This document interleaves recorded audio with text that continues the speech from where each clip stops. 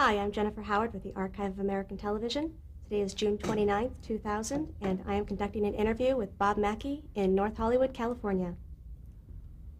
You ready? Yes. All right, we'd like to take about 10 minutes to get some information about your early years and influences. What was your name at birth? My name at birth? Yes. Robert Mackie. Did you have any nicknames? Bobby. When were you born? I was born in 1940. What was the date? March 24th. Confused me there. Where were you born? In Southern California, Monterey Park. And is this where you grew up? I grew up in Southern California, all over. Alhambra, Pasadena, Inglewood, Rosemead, all kinds of places. What was your father's name? My father's name? Charles Mackie. And what did he do? When I didn't know my father until I was 6 years old. He was away in the big war, and he came in when I was 6, and I met him then. And then he started working for the Bank of America, and he worked for them till he died. What was your mother's name? Mildred Smith. What did she do? Not much. No, it's true. She didn't. She wasn't a very. She didn't like to work.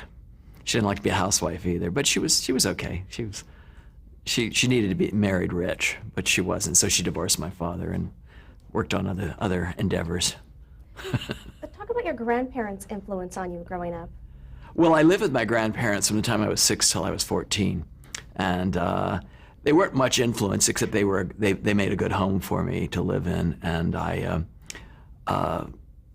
they kind of left me alone. But we lived in an area where there weren't any children, so I didn't have any place to play. So I did a lot of drawing and a lot of imagination going on, and we didn't have a television in probably until 50, maybe 3. So, it wasn't like I sat and watched television all day.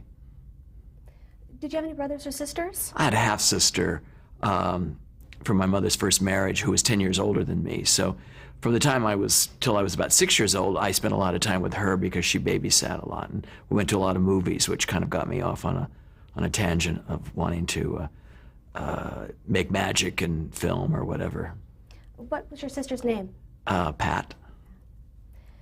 Tell me about your early influences, radio, television, as you said, movies. Well, movies were my biggest influence. I used to listen to the radio all the time. I'd sit and draw and have the radio going and constantly. And I think that was, it did more for your imagination than television almost, because you're having to imagine what's going on, especially all those dramas and mystery things and the shadow and whatever. I like that. But I loved movies. I loved movie musicals and movie adventure, things like Pirates and Arabian Nights and all of that. Anything that had color. I mean, my house and my family didn't look anything like the people looked in the movies. It was, I wanted so badly to live in a Technicolor world.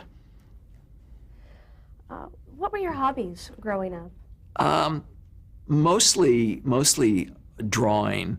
I used to make stage sets on the top of my dresser drawers, and with flashlights with my lighting, and I would prop everything, tape it against Coke bottles, and so it would stand, and make little like paper doll things and design the costumes, and I would buy sometimes a 45 record, and I'd produce it. I would do the set and the thing and this, and I'd put it on, and I'd sit there and watch it. Nobody ever saw this except me. I was purely for my own, because when I'd show it to people, they just look at me like I was out of my mind.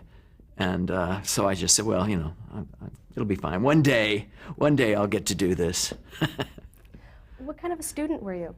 A pretty good student, but one that daydreamed a lot. And so things that came easy to me, and things that didn't, I ignored, like arithmetic and geometry and things like that. But in high school, in the drama department, I was in the plays, I was designing the scenery and the costumes, I was doing the publicity, all that kind of stuff I did all the time. But I flunked all those those arithmetic classes. What high school did you attend? I went to Rosemead High School, which is right in Southern California. Did you attend college? I went to a couple of years at Pasadena City College and majored in art, and then I got a scholarship to Chenard Art Institute, which had a a rather good costume design department in it. And I stayed there for a couple of years. And then I left and went to work. Now, talk about some of your early designs when you were at Chouinard. Well, I don't know. I did a lot of different things then. We had to do mostly fashion, although I had one teacher that had been an ex-dancer, and he said, "Why don't we put a showgirl costume in the fashion show this year?" Knowing that I would be the only one that would be interested in doing it, but everybody kind of went, "Oh, all right," and I submitted, like 20 different ones, and everyone else did like maybe one, and of course I got to do it, and that was very encouraging. But he knew that I was interested in theatrical designing, and so he was just encouraging me to do that. He'd been an old dancer with Eleanor Powell in the old movies back at MGM, and he loved that. And eventually, when I did a big show in Las Vegas, and he was retired and everything, I made sure he was there opening night, and he loved it. He just loved it. That's great.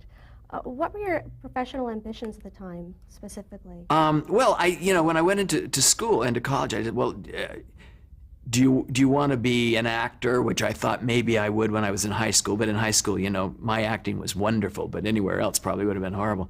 Or do you want to be a designer for the staged costumes or sets or whatever? And I decided, well, I'd be a better designer than I would be an actor or a singer. So I decided to go that way, and I stayed with it. I never faltered, really. I worked a little bit in fashion while I was in school, just to make some money. And I worked as a fashion illustrator and did murals on department store walls and things like that while I was in school. But I was always going to be a costume designer and design for the theater, really. I had no interest really in Hollywood, although that's not really true. I wanted to go to Broadway and do all of that, but I lived here and I was poor, so I just drug over to Paramount and got a job. It wasn't too bad. Now, what was your first professional job in the industry? Well, I'd done a lot of small theater around town. I was doing that, and sewing it up in my bedroom on the sewing machine that my grandmother gave me. And I had taken my portfolio around to all the studios, and my first job I got was working at Paramount with a designer that was taking a film to Europe, and I had to do sketches for him. I did his finished sketches, because in those days, a finished costume sketch went to the director and the producer, the star, and everybody initialed it. So if it came on the set and it wasn't the same, they had something to, whatever. Anyway, that was Edith Head's territory, and she was always coming in to see what her guests were. They were renting space there, but to see what they were doing, and I met her then. And shortly after that, she called me in to work with her on something because somebody was sick. I was the new boy, and then I worked with Jean-Louis at 20th Century Fox on the Marilyn Monroe film that was never completed, Something's Gotta Give, as a sketch artist. And I drew that fancy all-diamond dress that she wore to sing Happy Birthday to Kennedy. So I was kind of all mixed in there. And here I was, I was 22, 23 years old. I mean, it was just amazing, for me to all of a sudden from nowhere to be in the middle of all that and working at the studio and having access to all the sound stages. So I was just sort of soaking it up like a sponge. But and it's funny, I was there at Paramount, and I'm looking at Edith Head, who's turning out all these movies and everything. I said, God, she must be at least 60 something. She's going to retire any minute. I better hang around here. Maybe I can get the job. When you're 22, you're really stupid. And I realized after watching her that she wasn't going to give up, and she didn't give up till she was 80 something. And died. I mean, she went on a fashion show and died the next year. So, the next week, I should say. So I thought, well, I'll see what I can do. And I would go back and forth, and I was sort of like a freelancer around town. And I went out to NBC to show them my portfolio, and everybody was like looking at it and went, wow, and it was very flattering. And I met a couple of really still very good friends, Rhett Turner, who was a wonderful designer in television, Ray Aguian, Angie Jones, they had a wonderful costume department at NBC, which I guess they still do. I haven't worked there for a while. But that's where I got my, I all of a sudden I felt like I had friends there. So when Ray was offered the Judy Garland show in '63, he said, would you like to be my assistant? I think this is going to be a tough show to do. And I said, well, I think you're right. So I became his assistant. That was the first television I ever worked in, was in 1963.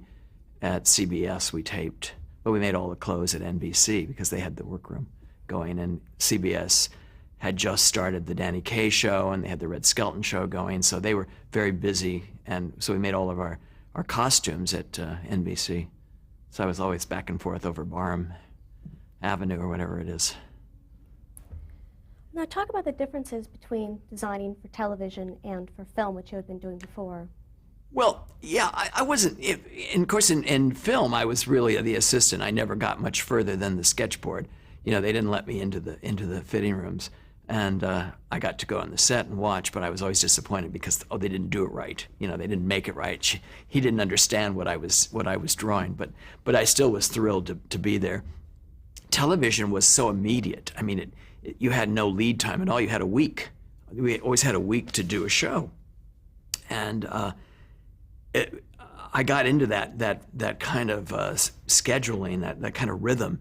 So to this day, I get bored if it goes on more than 2 or 3 weeks. I'm like, oh, when will this be over? The clothes on that show, on the first Judy Garland show, were quite stylish. It was a black and white show. There was only color at NBC in those days. And we did it all in black and white, and we designed it in black and white. And because Judy was kind of just a touch, well,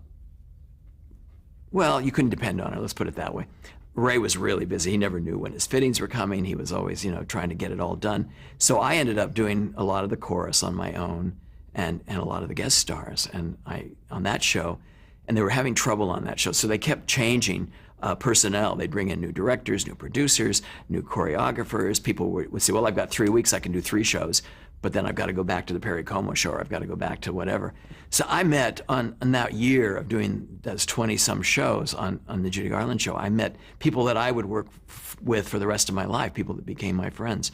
I was counting up the choreographers the other day, and we had Mark Breaux and Dee Dee Wood, who had just done The Sound of Music. We had Peter Gennaro, who was incredible, who used to do the Perry Como show and lots of things. Nick Castle, Ernie Flatt, who did the Carol Burnett show for 11 years. I mean, all those people came through there. Gary Smith, who was an incredible producer, was the art director when we started that. Norman Jewison, who's still directing movies, came in as producer. And I mean, it was just George Slaughter, who did Laugh-In eventually and all those things, was the first producer when I walked in there. So, these people are people that, it was like, okay, these are all the people you're going to know forever. And I met them all that year. That's great. Let's step back for just a moment. What were your first impressions of television when you first saw it as a child? I thought it was a miracle, an absolute miracle. I thought, how can they do this? Isn't this incredible? Especially when it was, the kinescopes I would watch, but they were like, oh, it's got to get better than this. This is pretty horrible. Watching Uncle Milty, on Tuesday nights over at my uncle's house. We'd all get in the car and go over and watch Uncle Milty and laugh and carry on. But it was hard to see it. But then the local stations, that was coming always, from New York, or it was kinescope. The local stations were live, and that would be just so clear. And I thought, wow, how can they do that? They're doing that right now. I mean, it is a miracle. It's a miracle today for me. I mean, I'm just always amazed the way, we're used to it now, but when you hadn't had that before, you only had radio, it was really something. What were some of your favorite shows growing up? Growing up, well, I used to like, I liked at different times, different shows. I love the local shows, like KTLA used to have some interesting shows. They used to have a show called Frosty Frolics, which was all ice skating, and they would put on an ice show every single week with Stan Chambers as the host, and I really got a kick out of that. And then, and I thought that was, that was like show business. And then they had another show called Harry Owens and his Royal Hawaiians, which was this man that wrote the song Sweet Leilani and several others, and he had his whole band on there with their Hawaiian shirts and hula girls, and a lady named Hilo Hattie, who always had her comedy Hawaiian songs, and that was on every single week. Well, how many Hawaiian songs are they? I got to know them all because after the third week they'd have to start over again and play other ones. Then there was Cliffy Stone's Hometown Jamboree, which came out of El Monte here, which was a local show, which was all country and western. And that was kind of fun, and that's where people like Molly B and Cliffy Stone and Tennessee Ernie started there. so this was all local TV, but it was kind of really full. You know, TV in the old days was like show business, and it's about singing, dancing, telling jokes, and I I really loved it. And there was another show on KTLA called the Spade Cooley Show, which was on Saturday nights, I think, as well, and that was a cowboy guy that played the violin. He had his own orchestra, and he had it was like a variety show. He would bring out, it was like vaudeville, really. I mean, all of early TV was like vaudeville because those people were still there. Vaudeville was dead, but they still knew how to dance and sing and tell jokes and whatever. So all that variety was based on early vaudeville, or like the Carol Burnett show was like Ziegfeld Follies, a comedy sketch, a production number, another comedy sketch, a song. I mean, that's all those reviews in the old days on Broadway used to be. Now, back to your days when you were working with... Did I say enough? Perfect. Blah, blah, blah, blah. Okay. Back when you were with Edith Head, describe her personally and professionally. Edith Head? Edith Head was a great... I just did a biography for A&E on her, and I had to be honest. Edith Head was not a great designer. She was a great promoter of Edith Head, and she spent more time doing that than she did anything else. But she was a great executive. She had a lot of us working for her and churning out stuff, which I don't understand. I've never had anybody drawing for me or designing for me, but that's the way she worked, and she turned out a lot of work, and she became very well known. As in Hollywood, if you put the best designers at the top, she wouldn't even be close. But a lot of them didn't go after the publicity, and they weren't well known. And she became a public, household word. And still is. But I liked her. I got a kick out of her, and I learned a lot from her. Watching her, work with producers and stars, and she was full of it. What was the most important thing that you did learn from her? How to handle people, was her best attribute. If she had designed a whole thing in pink and walked in and the stars, I just hate pink. Pink! And all of a sudden the sketches would disappear. I think we should do the whole thing blue. Whoever said pink? That was her. She was just working on the edge all the time. She was an operator, and she was smart. She wasn't a bad designer. She just wasn't.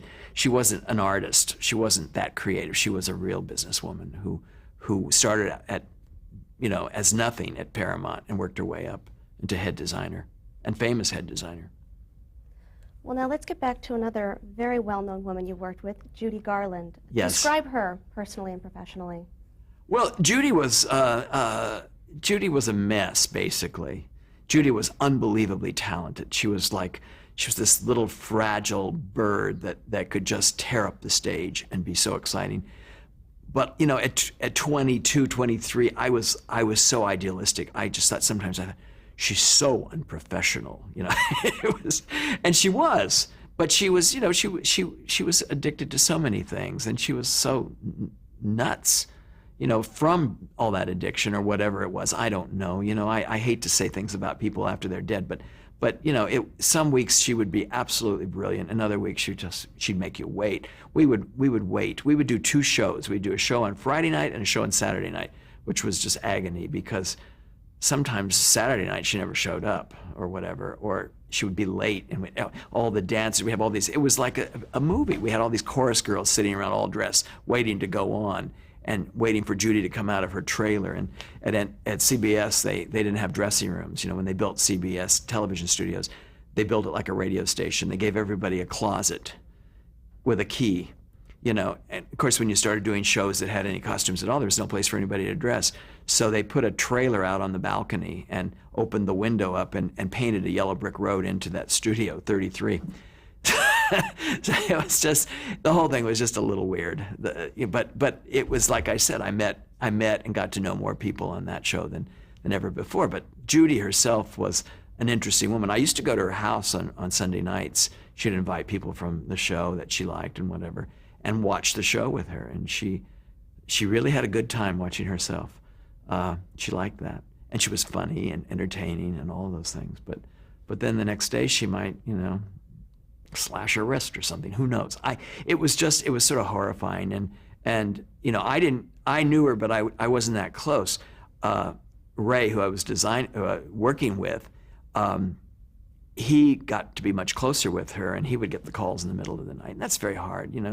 you shouldn't. I don't believe you should ever get that close to somebody that you're working with. I think you become friends, but you shouldn't be their best friend that could call you in the middle of the night to take you to the hospital and things like that.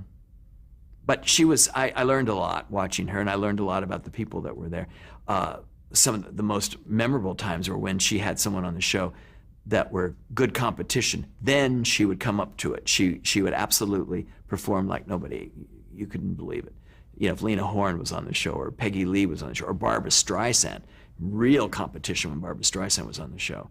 And then to be standing there and seeing Barbara, who you knew at that moment was going to be this huge star, and Judy Garland, who had been and still was, and then there was Ethel Merman, who was the diva of Broadway, and they were all on stage at the same time. It was like unbelievable. And then there was another time when John Kennedy had been assassinated, and he was a friend of hers. I mean, she just called him on the phone, saying happy birthday on his birthday and things like that. And she was devastated. And we had a show that week, canceled the show. And the next week she came on and sang Battle Hymn of the Republic, which, and the audience just stood up and screamed. I mean, it was really very emotional. And I'm standing there watching this, thinking, my God, this is really something. So there were those moments, even though the show was never a hit, it was critically quite a hit in many ways. But it was opposite Bonanza, so we know what the greater unwashed America wanted to watch. What kinds of costumes did she like to wear on the show? Well, I'm trying to think what we did for her. Most of the time she wore evening gowns or pantsuits. But the lady, never had any money. She never had anything. I mean, she made a lot of money, but she never had anything to wear. She was going to New York, and I remember at one point, Ray says, she hasn't got anything to wear. I says, well, why don't we make her some beautiful little coats and suits and have her, and talk to the art director, who was Bob Kelly, wonderful art, Bob Kelly, and do a street scene and let her, make her some suits, make her some coats and things that she can travel in and go to New York. And so for a while we were doing little suits with fur trim and little hats, and she would do the number in that. And then she'd also have evening gowns. But we were like trying to, boost up her wardrobe a little bit. She had a very odd figure. It would be almost impossible for her to go buy clothes in the store. She was only 4'11", which was amazingly short, and it was high heels and long legs for her height, and a very short body, full-breasted, and so it was hard to dress her. I mean, you could never buy clothes that would really look great on her. So I think Ray did a really good job, and from that he got a lot of things, movies and whatever that came from that. Did she have a lot of input into the kinds of clothes? No. She was raised at MGM, and she was told what to wear. And she really trusted the designer. I mean, there were things that I think, after she wore them, she really liked that, maybe more than that. But she loved theatrical things. She loved glamorous things. She loved things that she felt good in. And she hadn't looked good in a long time. She'd been, at this point, she was not overweight. She was quite slim. And people were, giving her a lot of attention about the way she looked. And it was a big plus for her, that part. And she loved her clothes. They all went home. That's why there's none of them really existing anywhere, because they probably got trashed along the way. Some collectors have them, but it's interesting. I mean, she never looked quite like that before or after. Now, how closely did you work with Jerry Van Dyke? Jerry Van Dyke? I hardly had anything to do with Jerry Van Dyke. Jerry Van Dyke most of the time wore a tuxedo, and which, I mean, I guess we fit it in the beginning, but that he probably wore the same one all the time. Jerry Van Dyke wasn't anybody that I had anything to do with. I worked a lot. Liza was 17, and she was on the show often, and I mean, we had incredible people on that show. When you think back, Lena Horne, Peggy Lee, Ethel Merman, Chita Rivera. I mean, it was, Tony Bennett, Jack Jones. I mean, they were just anybody that was wonderful in music, other than Dean and Frank, were on the show, and she had done a special with them just the year before, so they weren't, that apt to be on. But it was great. I mean, there was great people there that were from that generation, and they were people that were often at the ends of their careers, and it was very exciting to see them performing really well. And they were competing with her as well, so it was kind of interesting. How long did you work on the show? 1 year. And why did you leave? Not even a year, really, because we started in the summer, and I think it finished by early spring. But we didn't leave. It went off the air. What did you work on next? I don't know. I'm trying to remember. Well, the Danny Thomas specials that came on in the early 60s, which were The Wonderful World of Burlesque, and those were quite amazing. Ray got some movie offers, so I went with him and worked on that with him. I did a Jimmy Durante special, I think in '64, which was an amazing thing with Nureyev and Jimmy Durante and all these things. And it was my own show, which was very exciting. I got my own show.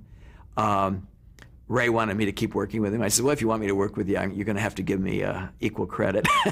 Because I was doing a lot, and he was doing a lot of movies and going out of town and going to Europe, and I ended up doing a lot of it myself. So I said, you know, I'll be glad to share credit with you, but you have to give me equal credit. I'm not the assistant anymore. Thinking, well, I may never work again, but we'll see what happens here. You have to be tough. Well, you did work on a handful of notable television specials during that time. I did. One of which was Brigadoon. Well, yeah, I did do Brigadoon. I did actually a lot of musical comedies from Broadway that we brought to television, and somehow I was lucky enough to get those. Norman Rosemont produced a whole bunch of those, and Bob Goulet was his client. So I think he was thinking that Bob Goulet would star in all of them. As it turned out, he did star in all of them except for Kismet. He didn't star in Kismet. And they got Jose Ferrer to do it, who couldn't really sing. So I never understood that casting. But we had Jose Ferrer and Barbara Eden showing her navel again. You also worked on Carousel. Carousel. I worked on Carousel, Kismet, Brigadoon. I guess that's it. Yeah, and then they did Kiss Me Kate in New York and hired somebody else. Well, now let's talk about one of the other specials, Alice Through the Looking Glass. Well, yeah, Alice Through the Looking Glass was something that Alan Hanley, the producer Alan Hanley and Bob Wynne had been talking about for several years. And it was a terrific show, and Ray and I did that show together. And it was one of those big fantasy things. Alan Hanley loved fantasy. He loved glamour. He loved sets, costumes, everything. He was a wonderful producer to work with. He was smart. He had, he'd bring in research. Couldn't we do it like this? Couldn't we do it like the turn of the century? Couldn't we do it like the 20s? So we worked with him on the Danny Thomas burlesque specials, which had all the glamour girls in Hollywood in them. And then we did Alice Through the Looking Glass. And that was a huge, huge fantasy special. And that was ended up being the first Emmy ever given for costume design on television, which was unbelievable when you think about it, because there's been a lot going on before that, Dinah Shore and all those big specials and everything. There was no category for costumes. And I know Ray Aguian went to a meeting where they were arguing to get it put in, and somebody said, well, you can go to the May Company and buy what you need for television.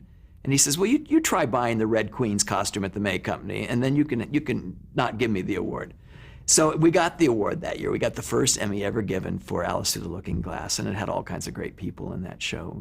Ricardo Montalban and Nanette Fabray and Agnes Moorehead, and just all kinds of people did guest spots on it, Smothers Brothers. And I just, I can't even remember them all. Why don't we pick up there on the next tape? Okay.